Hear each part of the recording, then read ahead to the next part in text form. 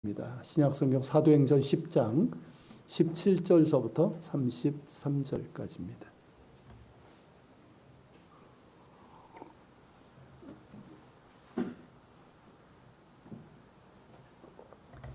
사도행전 10장 17절서부터 33절까지 찾으신 줄 알고 한 절씩 저와 함께 교독하겠습니다. 베드로가 본 바 환상이 무슨 뜻인지 속으로 의아해하더니 마침 고넬료가 보낸 사람들이 시몬의 집을 찾아 문 밖에 서서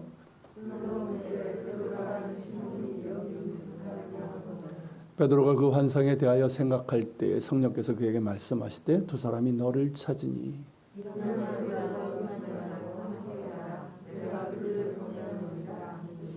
베드로가 내려가 그 사람들을 보고 이르되 내가 곧 너희가 찾는 사람인데 너희가 무슨 일로 왔느냐.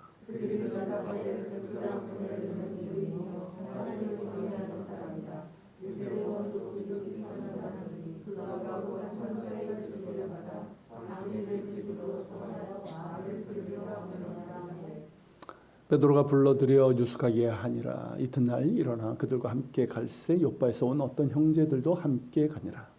이튿날 가이사랴에 들어가니 고넬료와 그의 친척과 가까운 친구를 모아 기다리더니 마침 베드로가 들어올 때 고넬료가 맞아 발 앞에 엎드려 절하니 더불어 말하며 들어가 여러 사람이 모인 것을 보고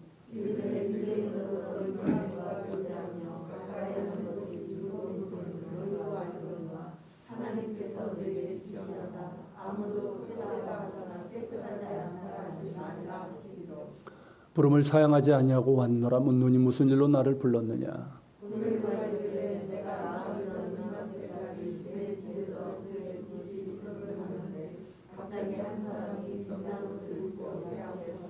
말하되 고넬료야 하나님이 내 기도를 들으시고 내 구제를 기억하셨으니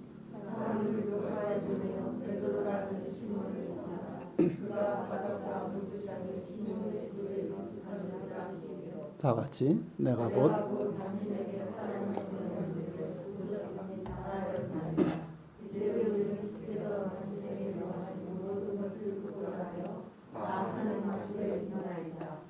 아멘. 사람들에게는 편견이라는 게 존재하고 그로 인한 금기도 존재합니다. 어느 시대, 어느 사회든 이런 편견과 차별, 금기 이런 것들이 존재하죠. 그 중에서도 가장 뿌리 깊고 대표적인 것이 인종적인 편견이고 그로 인한 차별, 금기 이런 걸 겁니다. 지금도 세계 곳곳에서 존재하지 않습니까? 본문에서도 유대인과 이방인에 대한 편견 그리고 그로 인한 차별, 금기가 담겨 있습니다. 지난 시간에 베드로의 환상을 통해서 우리가 본 것처럼 당시에는 유대인과 이방인들 간에 서로에 대한 편견이 있었고 차별과 금기가 있었습니다.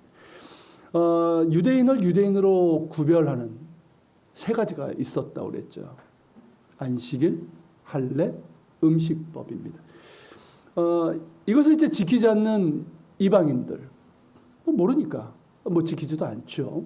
그러니까 이제 그들은 부정한 죄인이고 그런 부정한 죄인들과 이제 가까이 하고 함께 식사하고 교제를 나누는 것은 부정한 것이라면서 이렇게 편견하면서 금기를 만드는 거죠. 이방인들 역시 어떻습니까? 이런 유대인들을 좋아할 리가 없죠. 그러니까 이방인들을 위한 또 유대인들을 향한 편견과 금기가 있었습니다. 다른 민족과 달리 유별난 유대인들을 좋아하지 않았고 원래 할례를 받지 않았지만 유대인들의 할례를 보면서 할례를 반대하고 할례 받는 유대인들을 조롱을 했습니다. 음식법을 이유로 자신들과 식사하기를 거부하고 또 안식일을 지킨다면서 일주일에 하루는 쉬어야 된다고 하고 그리고 이제 신들이나 황제를 위한 이런 제의, 예전에 제의, 우리나라도 그렇지만 제의가 이게 또 이제 음식 차려놓고 파티잖아요. 그런 것에 이제 참여하지 않는 유대인들을 보면서 저 인간들은 거만하고 비사회적인 존재라고 그렇게 이제 비하를 했습니다. 그리고 당시에 이런 비방도 있었는데 유대인들이 이교의 신전의 물건을 훔쳐간다는 그런 이야기가 있었어요. 그러니까 죽은 우상에게 드리는 거니까 어차피 임자가 없는 거잖아요. 그러니까 유대인들이 이게 몰래 들어와서 훔쳐간다라는 그런 비방이었습니다. 물론 거짓 비방이죠. 또 유대인들 역시 이방인들이 여자들에게 강제로 낙태를 시켜서 죽은 태아를 하수구에 버리던가 집 마루 밑에다가 이렇게 두어서 그 집에 이제 오염되었다고 그런 이제 비방하는 말도 있었습니다. 그런데 이 모든 것들이 어떠합니까? 사실입니까? 대부분은 사실이 아니란 말이죠. 그러니까 제대로 알지 못하는 데서 오는 편견이고 차별이고 그로 인한 금기입니다. 하나님께서 이스라엘에게 이런 이제 안식일 할렐루야 너무 붙어 앉지 마세요. 하나님께서 이스라엘에게 이런 안식일, 할례, 음식과 관련된 율법을 주신 이유가 뭘까요? 차별을 위한 걸까요? 금기를 위한 걸까요? 금기가 목적일까요? 전혀 그렇지 않습니다. 하나님께서 이스라엘에게 율법을 주신 이유는 뭐냐면 그들이 거룩하신 하나님과 언약을 맺은 백성이기 때문이에요. 내가 거룩하니 너희도 거룩하라 라고 하신 이 말씀처럼 그들은 거룩하신 하나님께 택함받은 백성이기 때문에 당연히 구별되어야 됩니다. 그러니까 똑같이 죽은 우상을 숭배하면 안 되잖아요. 그리고 이제 이 죽은 우상들에게 바치는 음식들이 대부분이었는데 그 음식을 먹는다는 얘기는 예전 같은 경우는 그 제의에 참여했다는 것을 뜻하기 때문에 음식 자체도 그렇게 이제 구분을 하신 거란 말이죠. 그리고 이제 그들의 가증하고 음란한 그런 관습을 따라해서도 안 되는 겁니다. 그리고 안식일도 그런 거예요. 창조주 하나님의 안식에 그들을 초대하신 거잖아요. 그러니까 당연히 일주일에 하루 안식해야 되는 것이고 그리고 돈과 노동이 신이 되어버린 이 세상에 대해서 거부해야 되는 거예요. 그게 안식일 정신이에요. 단지 하루 쉬는 게 아니라. 그리고 할례도 어떻습니까? 하나님의 은혜로 택함받은 그런 백성이라는 걸 기억하기 위해서 몸에 남기는 흔적이잖아요. 그러니까 할례를 받았다고 해서 의롭게 되는 것도 아니고 뭐 이방인들보다 우월하다는 그런 의미는 전혀 없습니다. 이렇듯 하나님께서 이스라엘에게 율법을 주신 이유는 거룩한 구별이 목적이고 그렇게 거룩한 백성에 대해서 하나님만을 섬기고 하나님께서 주신 말씀에 순종하는 가운데 살아계신 한 분 하나님을 열방에 나타내는 거란 말이죠. 그래서 죽은 우상들을 섬기는 열방이 이스라엘 하나님 이분만이 정말 살아계신 진짜 하나님이구나 이걸 깨닫고 그분을 섬기게 하는 거예요. 그래서 하나님께서 이스라엘에게 주신 사명이 뭡니까? 거룩한 백성, 제사장, 나라예요. 내가 이들을 거룩한 백성이요 제사장 나라로 삼으시겠다고 하신 거예요. 살아계신 한 분, 하나님과 언약을 맺은 백성답게 구별된 거룩한 삶을 살아가고 그런 삶과 순종과 사랑과 섬김을 통해서 열방 가운데 살아계신 한 분 하나님을 나타내고 전하는. 그러니까 이 율법에는 이런 이스라엘의 정체성, 거룩한 백성의 정체성과 함께 제사장 나라라고 하는 선교적 사명이 담겨 있는 겁니다. 그 어디에도 뭐 이 율법이 편견이 되고 차별이 되고 금지가 되는 것은 전혀 없었던 거예요. 이방인에 대해서는 어떻습니까? 하나님께서 이방인들을 어떻게 하셨어요? 너희 중에 사는 이방인들이 있다면 그들을 선대하고 너희 형제처럼 대하라고 하셨습니까? 지금 21세기에도 보세요. 각 나라마다 외국인들이 있지만 어떻습니까? 얼마나 많은 편견, 차별이 존재합니까? 그런데 하나님의 법은 뭐예요? 그 옛날에 너희 중에 사는 이방인들이 있다면 그들이 형제처럼 대하라는 거예요. 이방인에 대한 편견, 차별이 아니라 포용이고 사랑으로 그렇게 명령하셨단 말이죠. 그리고 율법을 지킨다 해서 유대인들이 우월하거나 이방인들을 정죄하고 편견하라는 그런 의미는 전혀 없었습니다. 그런데 이스라엘이 이방 민족의 지배를 받으면서 자신들의 정체성을 지키기 위해서 안식일, 할례, 이 음식법 이 세 가지를 이제 강조하게 됐는데 이것이 점차 어떻게 됩니까? 편견이 되고 차별과 금지가 되고 만 거죠. 유대인 자신들에게는 이런 율법의 행위로 의롭게 된다고 생각하는 이걸 뭐라고 그러죠? 행위로 의롭게 된다? 행위 구원이죠. 이 편견에 빠지고 만 거죠. 특히 이제 바리새인의 경우는 어떻습니까? 이 율법주의라고 하는 지독한 편견에 빠져가지고 율법을 제대로 모르거나 지키지 않는 사람들은 부정한 죄인으로 정죄를 하고 그런 부정한 죄인들과는 상종하지 않는다. 상대하지 않는다는 이 금기. 이걸 만들어낸 거죠. 예수님께서 이런 바리새인들은 매우 엄히 책망하신 이유가 바로 여기 있는 거예요. 하나님께서 율법을 주신 이유는 그게 아니란 말이죠. 율법의 목적은 뭐냐면 사랑이에요, 사랑. 그런데 이 율법의 행위를 통해서 하나님 앞에 의롭다함을 얻는다고 하면서 이것을 가지고 편견과 차별과 금기를 만들어냈으니 예수님께서 책망하실 수밖에 없는 거죠. 율법과 은혜 가운데 뭐가 먼저입니까? 제가 묻는 거예요. 율법과 은혜 가운데 뭐가 먼저입니까? 은혜죠. 하나님의 은혜가 먼저이고 은혜를 받은 자이기 때문에 율법에 순종하는 거예요. 우리도 마찬가지잖아요. 우리가 은혜를 받았기 때문에 말씀에 순종하는 거예요. 그리고 내가 율법을 알고 지킨다고 해서 그렇지 못한 사람을 함부로 정죄하고 차별하고 그와 관계하는 것을 금기시하는 것은 절대 옳지 않습니다. 그래서 예수님께서 바리새인들의 율법주의, 자기 의에 빠진 이 지독한 편견과 차별을 책망하신 것이고 당시께서 어떻게 하셨습니까? 죄인들의 친구가 되셨죠. 친히 죄인들의 친구가 되셔서 그 편견과 차별과 금기의 대상이 되었던 사람들을 사랑으로 품어주셨습니다. 여러분, 복음은 모든 편견과 차별을 거부합니다. 이게 복음이에요. 그러니까 예수 그리스도 안에서 남자와 여자의 차별이 없습니다. 알고 계시죠? 유대인과 이방인의 차별이 없고 자유인과 노예의 차별이 없습니다.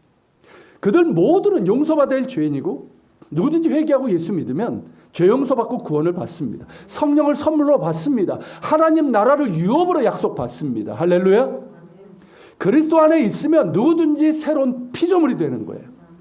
누구나 사랑받는 존재이고 누구나 존귀한 하나님의 사람이고 왕같은 제사장입니다. 그리스도 안에서는 모두가 똑같습니다. 모두가 형제 자매예요. 이것이 복음입니다. 이런 면에서 하나님의 성경은 뭐냐면 인간이 만들어낸 모든 편견과 차별과 금기를 깨트리고 변화시키는 역사라고 할 수 있어요. 여러분, 이 만인평등사상, 천부인권론, 이게 어디서 나왔습니까? 복음에서 나온 거예요.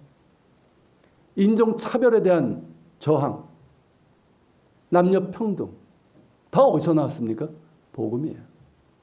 가난한 자, 소외된 자들, 이런 자들의 이 사회적 약자들을 보호하고 이들의 인권을 존중해야 된다는 이것이 어디서 나왔습니까? 복음에서 나온 거예요.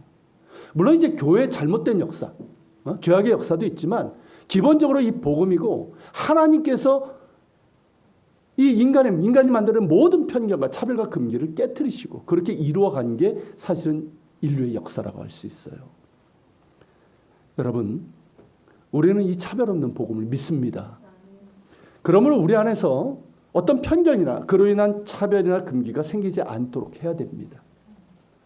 우리도 모르게 그런 편견이 있어요. 아시죠? 우리 모두에게 다 있을 거예요.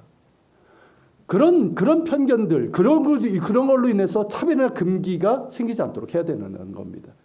그리스도의 사랑 안에서 우리는 서로를 존중해야 돼요. 용납해야 돼요. 있는 그대로. 저 사람 왜 저래? 왜 저 모양이 아니라 있는 그대로를 받아들이는 거예요. 이게 용납이에요. 성경에서 그러잖아요. 서로 용납하라. 용납하는 거예요. 그러면서 우리가 사랑으로 섬기는 법을 배워나가야 되는 거예요. 그러면서 성령께서 하나 되게 하신 것을 힘써 지켜야 됩니다. 이게 복음을 믿는 공동체의 모습인 거예요. 제가 예전에 섬겼던 교회에서 그때는 이제 청년들이 이제 염색하는 게 막 유행이었어요. 지금도 염색이죠. 그때는 막 그래가지고 막 노란 것도 막 완전 밝은 노란이잖아요. 이런 노란 머리 해가지고 막 남자애들도 그렇고 막 이렇게 염색이 많았었어요. 그리고 이제 지금은 이제 많이 보편화됐지만 이제 드럼 치고 뭐 베이스 기타나 일렉 기타나 이런 전자악기 이렇게 치는 그거였는데 제가 섬겼던 교회가 이제 전통적인 교회여가지고 이걸 못마땅하게 여겼던 분들이 계셨어요. 제가 좀 답답해서 그런 얘기도 이제 좀 약간 돌려서 부드럽게 얘기를 했는데 여러분 청년들이 왜 염색을 할까요? 어른들이 염색하는 거하고 똑같아요. 이유는 어른들 왜 염색합니까? 젊어 보이려고, 그죠? 그게 더 멋져 보이는 것 같아서. 청년도 똑같아요. 멋져 보이려고 그렇게 하는 거란 말이죠. 그래서 그때 저도 염색을 좀 할까 그랬었어요. 이렇게 브릿지로 제가 다 해버리면은 큰일 날 것 같아가지고 브릿지로. 근데 이제 하지 못했고 지금은 이제 하고 싶어도 하지 못하는 상황이 됐습니다. 물론 이제 이 염색한 모양이나 그런 색을 보면 좀 어른들 눈에 좀 거슬리는 것도 있는 건 사실이에요. 하지만 그걸 문제시하고 그렇게 염색하는 청년은 신앙도 없고 문제와 취급하는 건 뭡니까? 이건 편견이에요. 편견. 예배 때 시끄럽게 막 드럼 치고 막 전작기 하는 게 무슨 카바레냐? 그런 얘기까지 하는 분이 있었어요. 그렇게 얘기하는 건 어떻습니까? 이것도 편견인 거예요. 그런 편견을 가지고 어떻게 젊은 세대들을 담을 수 있겠습니까? 여러분 베드로가 보았던 이 보자기를 그릇이라고 한다면요. 이 그릇을 넓혀야 돼요. 그러니까 나와 다른 사람들을 품을 수 있는 이 그릇을 넓혀야 되는 거예요. 특히 여러분 나이가 들수록 이 그릇을 넓혀야 됩니다. 그래야지 흔히 말하는 꼰대 얘기를 안 듣는 거예요. 이 넓어져야 돼요 좀. 우리의 좁은 시야와 판단으로 그리고 편견으로 이 그릇이 작아진다면 다른 사람들을 담을 수가 없어요. 젊은 세대를 담을 수가 없는 거예요. 그리스도의 사랑을 받은 자답게 좀 거슬려도 넉넉히 담아낼 수 있어야 합니다. 사실 그런 거 별거 아니잖아요. 그죠? 본질 아니에요. 그리고 이제 은혜 받으면 성령 받으면 머리 색깔도 바뀌더라고요 보니까. 물론 그대로 가도 사실 별 문제는 아니고요. 요는 우리 가운데 이런 편견이 생길 수 있고 그러면서 이제 다른 사람들 이런 편견들이 다른 사람들을 담아내고 그리스도께 인도하는 데 있어서 장애물이 될 수 있다는 것입니다. 지난주에 이제 우리 교회 이제 올해 표를 말씀드리면서 선교적 교회로 이제 세워지는 첫 해라고 말씀드렸잖아요. 그러니까 불신자들에게 나아가자 하는 거죠. 그런 교회가 되는 데 있어서 중요한 건 뭘까요? 본질은 지키되 비본질적인 것들에 있어서는 좀 여유를 가지면서 무엇보다 천하보다 귀한 영혼들을 우리가 살아가면서 어떤 경우에도 우리의 편견이 선교의 장애물이 되지 않도록 하는 것입니다. 우리가 주의하면서 그렇게 사랑하며 섬길 수 있기를 바랍니다. 자, 하나님께서 그렇게 유대인인 베드로에게 이렇게 뿌리 깊이 박혀 있었던 고정관과 편견을 그렇게 깨트리신 거예요. 지난 시간에도 말씀드렸지만 교회가 세워진 이후에도 사도들과 성도들은 어땠습니까? 이 유대인들이 가지고 있었던 이 뿌리 깊은 이방인들에 대한 고정관념, 편견에서 벗어나지 못했어요. 열심히 전도했지만 전도의 대상은 유대인들이었어요. 박해가 일어나서 사방으로 흩어지고 그래서 복음을 전했지만 역시 어땠습니까? 이 편견에서 벗어나지 못해서 이방인들을 가까이 하고 그들과 하는 것을 좀 두려워했던 거예요. 비난받을 수도 있기 때문에. 그래서 하지 못했던 거죠. 그런 가운데 주님께서 베드로를 통해서 역사를 하신 거죠. 유대인의 고정관념과 편견을 깨뜨리신 거예요. 자, 베드로는 어떤 사람입니까? 수제자잖아요. 사도 중에 사도고 그리고 교회의 영향력이 큰 사람이에요. 그래서 주님께서 베드로를 변화시키신 것이고 그를 통해서 예루살렘 교회가 공식적으로 이방인 선교가 하나님의 뜻이라는 것을 선포하게 되는 것이죠. 그와 동시에 누구를 준비하십니까? 이방인의 사도? 바울을 준비하신 거죠. 이렇듯 하나님의 선교는 편견과 차별과 금기를 깨트리시면서 이루어진 거예요. 이 과정에서 베드로의 영적인 민감함 그리고 순종은 칭찬할 만합니다. 자, 보자기에 가득 담긴 이 부정한 짐승 그리고 이것을 잡아먹으라고 하시는 주의 말씀은 베드로에게 정말 당혹스럽고 정말 혼란스러운 일이었어요. 저는 유대인이고 이런 부정한 음식을 먹지 못합니다라고 했음에도 불구하고 먹으라고 3번 말씀하셨고 하나님께서 깨끗하게 하신 것을 어찌 네가 속되다고 하느냐, 부정하다 하느냐라고 말씀하셨단 말이죠. 정말 당혹스럽고 혼란스럽고 이게 무슨 뜻인지 이해가 되지 않는 거야. 그때까지만 해도 어떤 생각이 정말 음식으로 생각했을 거예요. 17절에서 보듯 베드로는 환상을 본 후에도 계속 지붕에 남아 있었어요. 기도하러 올라갈 때 그때 배가 좀 고팠거든요. 근데 너무 충격을 받아가지고 배고픈 것도 모르고 지붕에 남아가지고 도대체 이 환상과 이 말씀이 무슨 의미일까? 그렇게 생각하고 있었다는 거죠. 여전히 이해되지 않아요. 그런데 그런 중에 마침 가이사랴에서 누가 옵니까? 고넬료가 보낸 세 사람이 도착을 한 거예요. 기가 막힌 타이밍이에요. 하나님의 역사는 항상 그런 식으로 일어나요. 이때 성령께서 베드로에게 말씀하시죠. 이 사람들이 너를 찾으니 일어나 내려가라. 그리고 편견을 갖지 말고 그들과 함께 가라. 여러분 우리 성경에는 의심하지 말고라고 되어 있어요. 근데 여러분 헬라어 원문의 뜻은 뭐냐면 구별하지 말고 편견을 갖지 말고 이 뜻이에요. 그러니까 내가 보낸 사람들이니 너는 편견을 갖지 말고 이방인에 대한 편견을 갖지 말고 그들과 함께 가이사랴로 가라는 거죠. 그렇게 해서 계속해서 베드로의 편견을 깨트리고 계시는 거예요. 이에 베드로는 어떻게 합니까? 즉시 내려가죠. 이게 여러분 베드로의 영적인 민감하고 순종의 모습이에요. 이해되지 않는 거예요. 아직까지는. 그렇지만 말씀하시니까 순종하는 거예요. 내가 당신들이 찾는 사람이고 무슨 일로 왔는지 묻습니다. 그리고 그들은 이제 고넬료가 했던 말도 얘기를 하죠. 가이사랴 백부장이고 그 사람은 이방이지만 하나님을 믿는 사람이고 그리고 거룩한 천사가 그에게 나타나서 당신에게 가서 당신을 청해서 말을 들으라고 했다. 이 말을 전했어요. 이 말을 들은 베드로는 어떻게 합니까? 그들을 집 안으로 불러들여요. 그리고 우리 성경에는 유숙을 하게 했다고 했는데 베드로가 기도하던 때가 언제였습니까?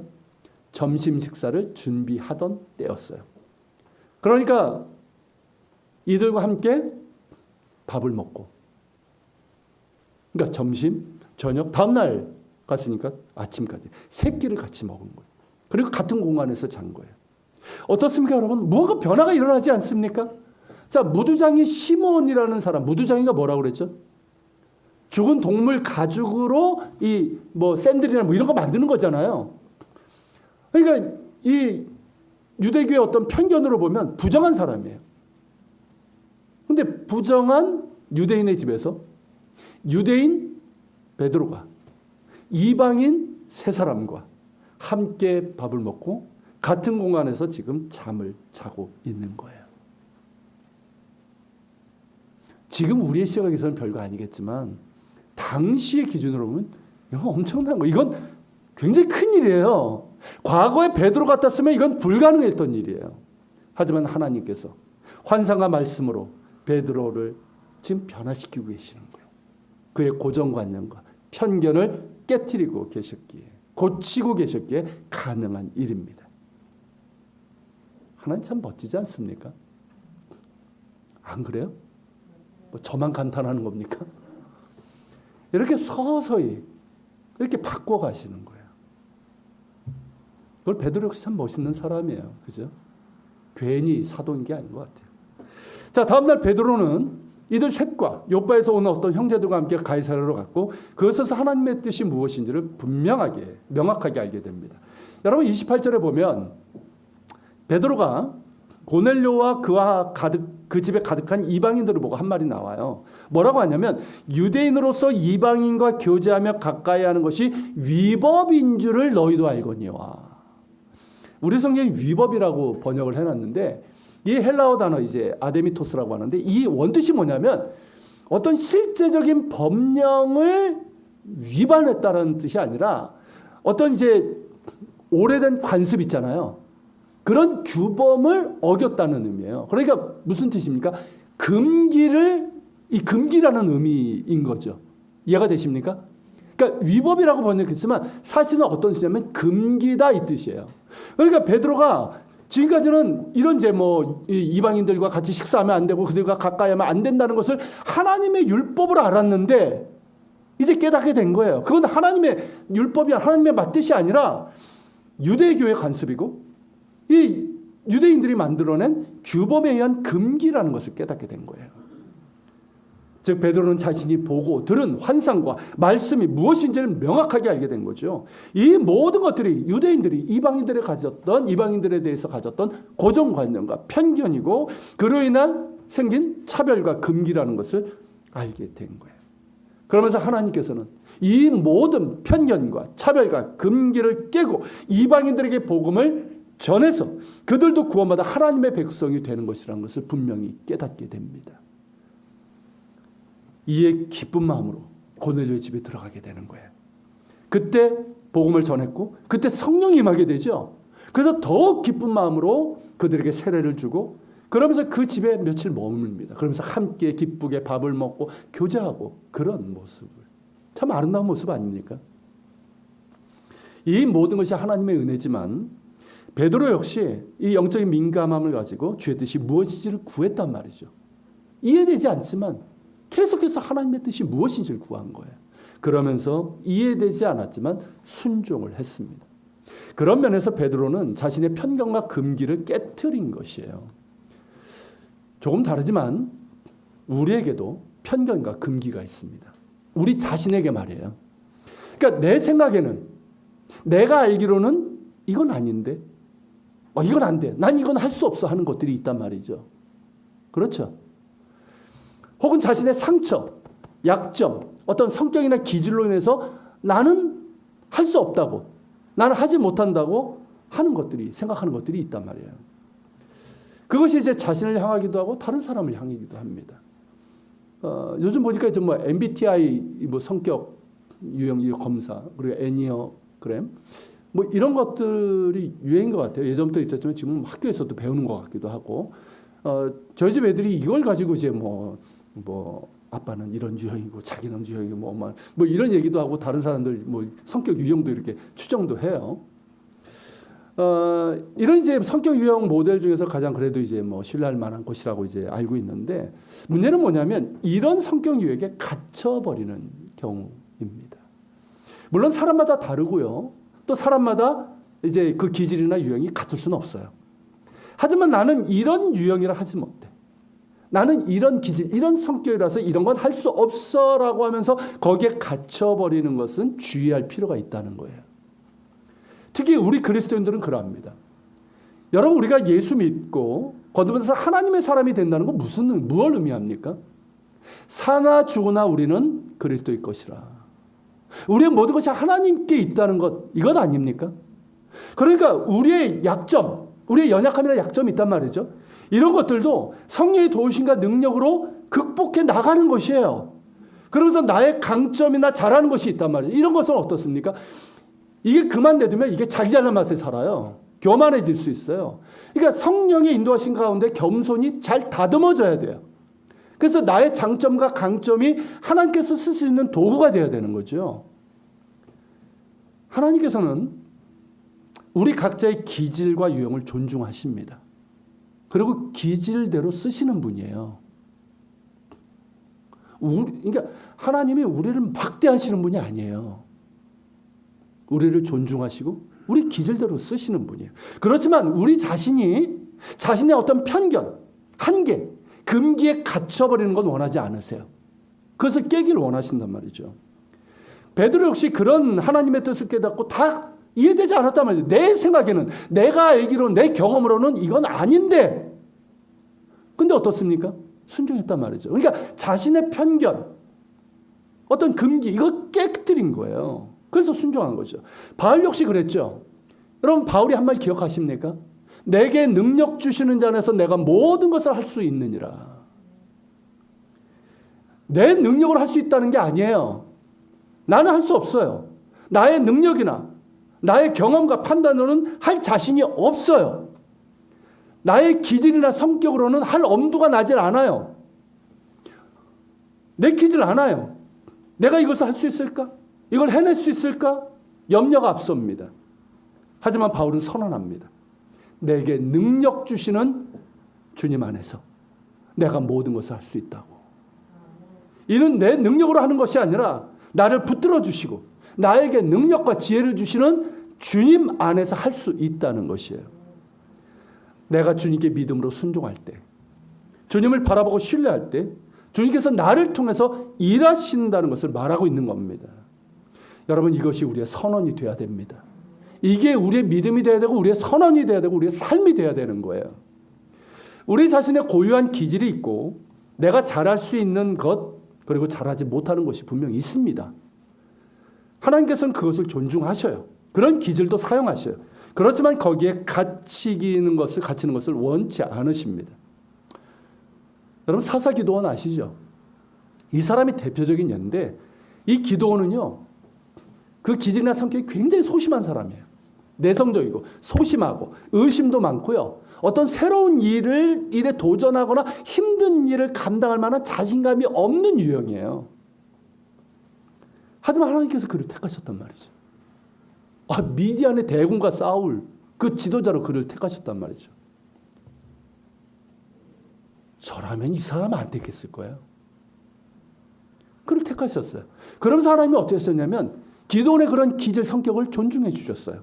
그러면서도 다른 한편으로는 그 자신의 편견과 한계, 금기에 갇혀 있는 그를 깨고 나오게 하신 거예요.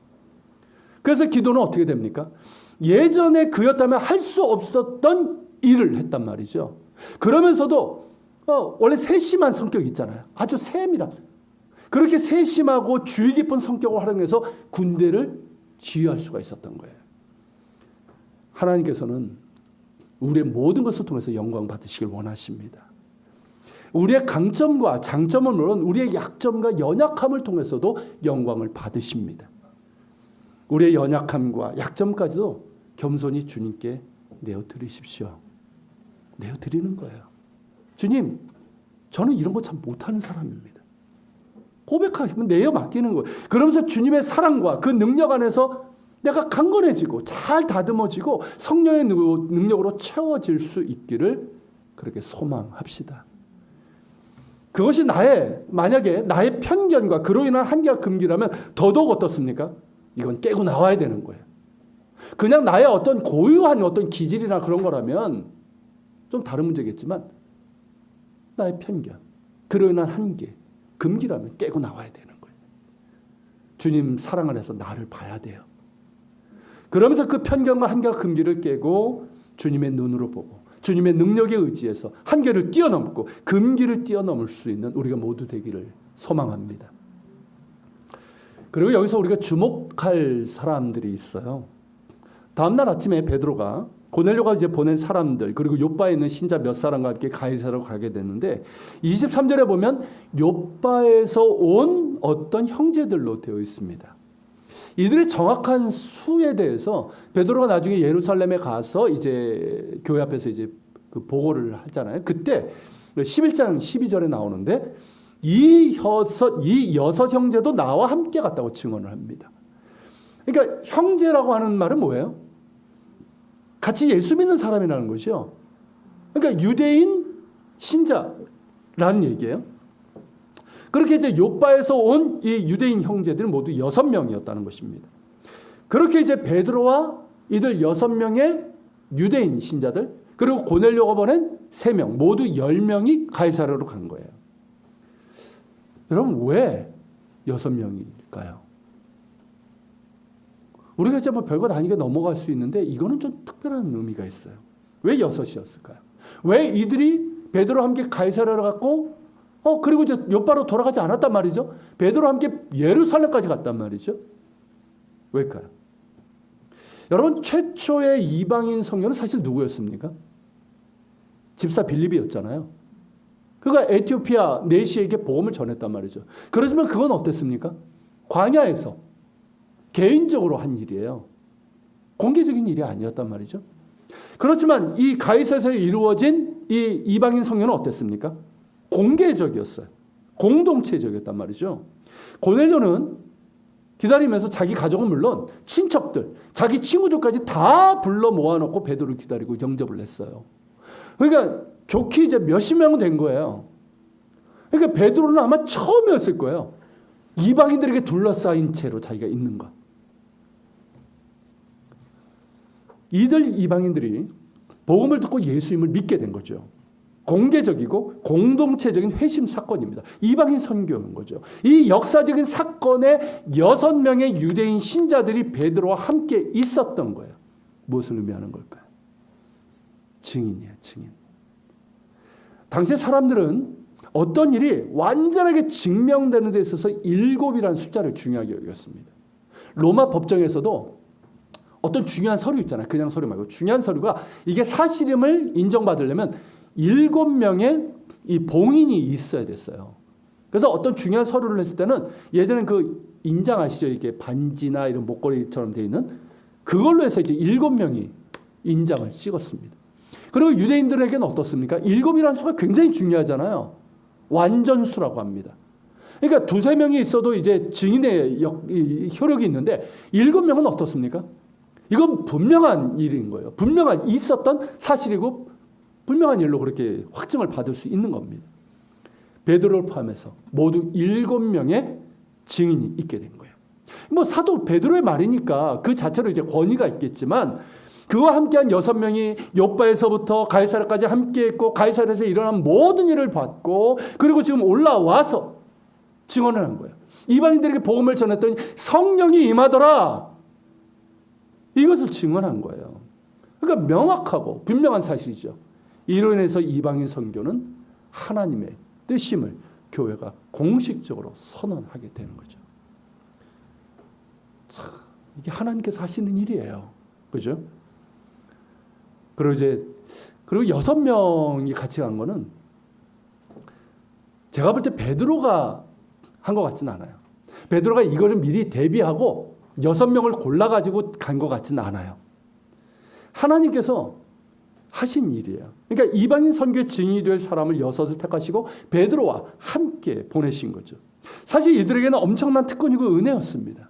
당시 여러분 예수님의 직계 제자이고 수제자인 베드로와 동행한다는 건 그 자체로 엄청난 영광이에요. 특권이에요. 또 지금 우리 조금 유명한 사람들 오면은 뭐 이러고 뭐 연예인 보면 뭐 이러잖아요. 같이 뭐 사진 찍으면 그게 무슨 뭐 가보나 되는 것처럼 막 가문의 영광 이러잖아요. 그 당시에 여러분 이 사도 베드로와 함께한다. 이건 엄청난 특권이었어요. 여러분 생각해 보세요. 욥바에서 가이사랴 가는 동안 하룻밤 더 잔 걸로 생각되는데 여러분 그렇게 가면서 여러분 베드로를 통해서 예수님에 대한 이야기를 들었을 거예요. 직접 수제자 예수님과 함께했던 그 수제자 그 이야기 속에는 자기가 예수님을 3번 부인한 것도 얘기를 하고 그런 나를 주님께서 끝까지 믿어주시고 사랑해주시고 사명까지 주신 그 이야기까지 들었단 말이죠. 얼마나 가슴이 뜨겁겠어요. 그리고 가이사랴에 도착했더니 어떤 일이 벌어집니까? 아니 이방인들 구원은 유대인에게서 난다라고 그렇게 생각했는데 이방인들에게 성령이 임하더란 말이죠. 너무나 아름다운 장면인 거죠. 부정한 죄인들이라고 거부했던 금기시했던 이방인들과 함께 즐겁게 식사하고 교제를 나누고 정말 그리스도 안에서 우리가 형제 자매가 될 수 있구나 하나가 될 수 있구나 엄청난 경험을 한 거죠. 그리고 예루살렘으로 오면서 베드로와 함께 서로 뭔 얘기를 했겠어요. 가이사랴에 있었던 그 엄청난 하나님의 일을 이야기하면서 하나님의 구원의 역사를 이야기하면서 흥분하면서 올라왔을 거예요. 그리고 베드로 그 예루살렘 교회 앞에서 사도들 앞에서 이 모든 일의 증인이 된 거예요. 엄청난 특권이죠. 그런데 여러분 하나님께서 왜 이들을 택하셨을까요? 왜 이 6명을 택하셨을까요? 이들이 특별한 사람 어떤 높은 위치에 있거나 대단한 사람이었을까요? 이어서였을까요? 그렇지 않아요. 만약 그랬다면 이들의 이름이 기록됐을 거예요. 이들이 어떤 사람인지 기록됐을 거예요. 그런데 어떻습니까? 기록이 없어요. 그냥 어떤 사람들 그리고 이제 베드로가 이 6사람이라고 했을 뿐이에요. 이것은 무엇을 말합니까? 그들이 특별하고 대단해서가 아니라 오직 하나님의 은혜의 선택이라는 거예요. 일방적인 은혜의 선택이라는 거죠. 그들이 대단하고 특별해서가 아니라 하나님께서 일방적으로 베푸신 은총이라는 겁니다. 욥바에 이들만 있었겠습니까? 이들만 예수 믿었겠어요? 그런데 하나님께서는 이들 6을 택하셨고 이런 은혜를 주시게 하시고 복음의 증인이 되게 하셨단 말이죠. 고넬 역시 마찬가지예요. 여러분 당시 로마에는 당장 가용할 수 있는 군인이 100만 명이었습니다. 그리고 6천 명이 이스라엘 땅에 주둔하고 있었단 말이죠. 그러니까 백부장은 100명의 병사를 거느리는 거니까 백부장만 해도 몇 명이었겠어요? 이스라엘 땅에. 60명. 아니 그 많은 군인들 중에 그 많은 백부장 중에 왜 고넬료입니까? 왜 그에게 하나님께서 거룩한 천사를 통해서 베드로를 청하여 복음을 들으라고 하셨을까요? 물론 그의 기도가 그의 구제가 하나님 앞에 상달되었다고 있지만 보다 본질적으로 하면 그가 왜 하나님을 믿게 되고 그러면서 복음까지 듣게 돼서 정말 예수 믿는 사람으로 거듭나게 된 걸까요? 그가 대단해서? 아니에요. 하나님의 일방적인 은혜일 뿐이에요. 여러분 고넬료가 보낸 이 병사와 하인들도 마찬가지입니다. 아니 그 많은 병사들 중에 왜 고넬료의 휘하에 들어갔으며 고넬료의 집에 하인이 된 걸까요? 이들은 어떻게 해서 이런 구원의 은혜를 받게 된 걸까요? 그들이 특별하고 대단해서? 아니란 말이죠. 여러분 무두장이 시몬은 어떠합니까?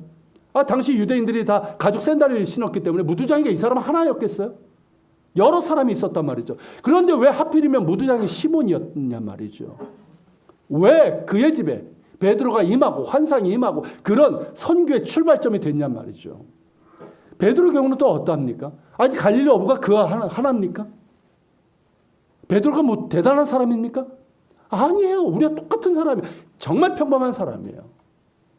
뭐 다른 제자들도 마찬가지고요. 그들이 대단해서 특별해서 주님께서 부르신 게 아니란 말이죠. 택하신 게 아니란 말이죠. 그럼에도 주님께서 그들을 택하셨고 제자로 부르셨어요. 왜일까요? 왜 이들일까요? 이에 대한 대답은 하나밖에 없어요. 하나님의 은혜입니다. 하나님께서 일방적으로 베푸신 은혜예요. 그들에게 어떤 자격이 있어서 그들이 잘나고 특별하고 대단해서가 아니라 오직 하나님의 은혜이고 일방적으로 베푸신 은혜입니다. 이 은혜는 우리에게도 동일합니다. 여러분 우리가 어떻게 해서 예수를 믿고 구원받아 하나님의 자녀가 됐을까요? 여러분들이 대단해서입니까? 여러분들이 잘나서요?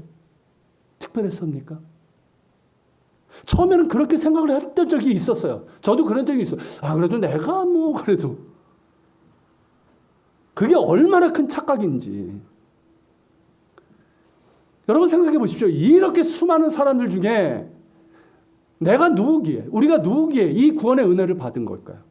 도대체 내가 누구기에 살아계신 하나님을 알고 정말 예수님을 나의 주님으로 믿으면서 이 하나님 나라를 유업으로 받는 이 엄청난 이 은혜와 축복을 누리게 된 걸까요? 도무지 나에게는 근거가 없단 말이죠. 나에게는 뭐 어떤 이유도 없어요. 정말 기적입니다. 기적인 거예요. 나 같은 사람이 이런 구원을 받고 이런 은혜를 받았다는 것이 기적이에요. 여러분 기적은 멀리 있지 않아요. 사람들이 기적을 바라죠. 로또 복권 그래서 기적을 바라죠. 근데 여러분 기적은 멀리 있지 않아요. 내가 구원받은 것이 기적이에요. 나 같은 사람이 예수 믿고 하나님의 자녀가 된 것이 기적이에요. 우리가 구원받아 하나님의 자녀가 된 것이 기적이란 말이죠. 여러분 모두가 이 은혜를 알기를 바랍니다. 생각해 보십시오. 우리가 정말 예수 믿지 않았으면 하나님의 자녀가 되지 않았으면 우리 인생은 뭐였을까요? 내가 왜 태어났는지도 몰라요. 무엇이 인생의 목적인지 의미인지도 모르고 한 줌 흙으로 돌아갈 인생이에요. 험한 인생이에요. 그런 우리가 살아계신 하나님을 알고 구원받아서 우리가 하나님의 사랑 가운데 살아가고 죽음 이후에 영원한 하나님 나라를 약속받았단 말이죠. 이것이 기적 아니면 뭐겠습니까? 세상의 모든 것 다 없어져도요. 내가 빈털터리가 되고 내가 정말 환자가 되고 병상에 누워도요. 내가 구원받은 이것만으로 나는 충분히 감사할 수 있고 행복할 수 있단 말이죠. 이게 기적이에요. 예수 믿는 게 기적이에요. 이 기적의 은혜를 모두 아는 여러분 되시 정말 축복합니다. 우리가 거듭나고 하나님의 은혜를 알게 되면 마음에 깊이 와닿는 찬양들이 있어요. 그죠? 우리가 은혜 받으면 막 찬양들이 막 달라. 예전에는 맨날 뭐 저런 노래만 부르냐? 마음에도 안 왔고. 근데 우리가 은혜 받으면, 거듭나면 찬양이 다르게 느껴져요. 그 중에 우리 마음에 정말 와닿는 제 경험이기도 한데 찬송가 310장일 겁니다. 예전엔 410장이었어요. 이렇게 시작합니다. 아, 하나님의 은혜로 이 쓸데없는 자 왜 구속하여 주는지 난 알 수 없도다. 거듭나기 전에는, 은혜를 알기 전에는 와닿지 않은, 마음에 와닿지 않는 가사였어요. 못마땅했어요. 내가 왜 쓸데없어. 아, 이 정도면 뭐 부족하긴 하지만 이런 뭐 그런 데는 괜찮잖아. 저항감도 있었단 말이죠. 근데 거듭나고 나니까, 십자가의 그 은혜를 알고 나니까 어떻습니까? 나처럼 쓸데없는 자가 없어요. 쓸데없는 자가 맞고 이 벌레 같은 자가 맞아요. 그런 나를 왜 구속하여 주는지 알 수가 없는 거예요. 2절은 어떠하면 3절은 또 어떠합니까?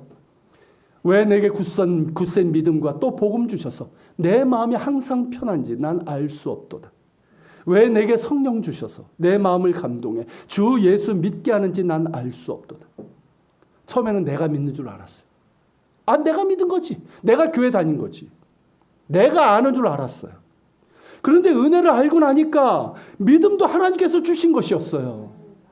성령께서 내 마음을 여신 거였어요. 복음도 하나님께서 성령께서 깨닫게 하신 것이었어요. 믿게 하시고 깨닫게 하셨을 뿐만 아니라 말씀 가운데 평안함도 주셨어요. 아무리 생각해도 예수를 나의 구주로 믿게 된 것은 내 의지가 아니에요. 나처럼 의심 많고 모순되고 거짓되고 이런 사람이 어찌 하나님의 아들이시며 진리이신 예수를 나의 구주로 믿을 수 있겠습니까? 모든 것이 성령의 감동이고 예수 믿은 후에도 이렇게 예수님 바라보게 하심도 성령의 감동입니다. 때로는 넘어지고 때로는 힘든 상황에서 흔들리기도 하지만 그럼에도 예수님 바라보게 하시고 예수 믿는 믿음으로 일어나고 나아가게 하심도 하나님의 은혜입니다. 모든 것이 하나님의 은혜이고 왜 이 은혜를 나에게 주시는지 난 알 수 없어요. 그런데 한 가지 분명하게 아는 것이 있습니다. 내가 믿고 또 의지함은 내 모든 형편 아시는 주님 늘 보호해 주실 것을 나는 확실히 아네. 나같이 쓸데없는 자, 자격 없는 자를 왜 구속하여 주는지, 왜 내게 굳센 믿음과 복음을 주시고 성령의 감동을 주시는지는 알 수 없지만 내가 확실히 알고 믿고 의지하는 것은 하나님께서 나를 사랑하신다는 겁니다. 이것만큼은 나는 분명히 알아요. 하나님은 나를 사랑하십니다. 당신의 모든 것을 내어주셨어요. 독생자를 아낌없이 주신 분이에요. 나는 여전히 사랑받는 존재예요. 하나님은 나의 모든 형편을 아시고 항상 나와 함께 하시며 그 사랑으로 나를 붙잡아 주신다는 것, 나는 이것만큼은 분명히 압니다. 그러기에 더 은혜를 사모하는 거예요. 그러기에 더 은혜를 사모하는 거예요. 믿음의 주여 온전하게 하시는 예수님 바라보는 거예요. 그러기에 더욱 주님 바라보면서 주님 주시는 믿음과 복음에 따라 살기를 원하는 거예요. 그러기에 나의 모든 것을 주님께 드리고 나의 모든 것을 통해서 주님께서 영광 받으시고 주님의 일하는 도구가 되기를 소망하는 거예요. 그 6명의 사람들이 그랬을 겁니다. 고넬료가 보냈던 세 사람도 그랬을 거예요. 그리고 사도 베드로가 그랬고 다른 제자들이 그랬고 사도 바울 역시 그랬습니다. 우리 역시 그런 소망을 가지고 믿음과 순종의 길을 가고자 합니다. 도저히 알 수 없고 갚을 수 없는 은혜를 받았지만 더욱 은혜를 사모하며 그 은혜에 합당한 믿음과 순종의 길을 가고자 합니다. 아무 쓸데없고 자격 없는 사람들이지만 하나님의 사랑 안에 있음을 기억하며 감사하고 우리의 모든 것을 통해서 주님께서 영광 받으시고 주님의 일하시는 도구가 되기만을 소망하며 이 길을 함께 갑시다. 사랑합니다. 같이 기도합시다. 오늘 말씀을 기억하면서 기도합시다. 주님, 우리 안에 있는 이 편견, 그것이 다른 사람에 대한 편견이기도 하고 나 자신에 대한 편견이기도 합니다. 그런 편견으로 생긴 차별, 금기 깨트리게 하시고 나 자신의 상처와 연약함으로 생긴 편견, 한계, 나는 못해하는 이런 금기 역시 주님 사랑 안에서 성령 안에서 벗어나길 원합니다. 내게 능력 주신 자 안에서 내가 모든 것을 할 수 있습니다. 이것이 우리의 고백이 되게 하시고 나와 다른 사람도 넉넉히 품을 수 있는 주님의 마음을 부어 주시옵소서. 그리고 주님, 나 같은 자, 나같이 쓸데없는 자 택하신 그 은혜 감사합니다. 그리고 나를 사랑하시는 그 사랑을 분명히 알기에 은혜를 아는 자의 길, 믿음과 순종의 길을 갈 수 있는 우리 모두가 되게 하여 주시옵소서. 우리 같이 기도하며 주님 앞에 나갑시다. 사랑하는 주님께 감사드립니다. 그렇게 주님을 높여하고 말씀 주님 주시옵소서. 주님 오늘 편견, 사람에 대한 그 문제를 깨닫습니다. 그 생명의 역사가 나 자신의 연약, 상처를 한 이런 금 역시 깨뜨리고 나올 수 있게 하여 주시옵소서. 나는 할 수 없어가 아니라 내게 능력 중에서 나는 모든 것을 할 수 있다는 이것이 우리의 믿음의 고백이 되게 하여 주시옵소서. 단 하나님, 나같이 쓸데없는 자, 이 쓸데없는 부족하는 자, 왜 내게 굳센 믿음과 복음을 주시고 성령의 감동을 주셔서 예수 믿게 하는 자, 나는 할 수 없습니다. 나는 사랑받을 자격이 없고 그 은혜를 받을 자격이 없기 때문입니다. 그러나 분명한 것은 하나님은 나를 사랑하시며 나는 사랑받는 존재입니다. 내 모든 것을 믿는 주께서 나와 함께 하시고 나를 붙잡고 계시는 이 사실, 이 은혜를 받고 하나님 믿음과 순종을 주시옵소서. 주님